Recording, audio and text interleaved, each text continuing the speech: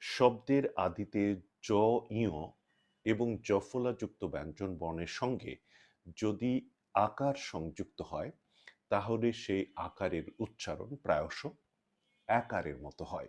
নিয়মটি আমি আবারও বলছি, শব্দের আদিতে জ, ইয় কিংবা জফলাযুক্ত ব্যঞ্জন বর্ণের সঙ্গে আকার সংযুক্ত হলে সেই আকার প্রায়শ একারের মতো উচ্চারিত হয়।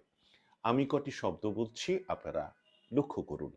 যেমন ধরুন, জ্ঞান, জ্ঞাত, জ্ঞাপিত, খ্যাত, ব্যাধ, ব্যাস, প্যাঁচ, ব্যাপার, ব্যাপ্ত, ব্যাখ্যা, ন্যায়, ধ্যান, ব্যাকরণ ইত্যাদি।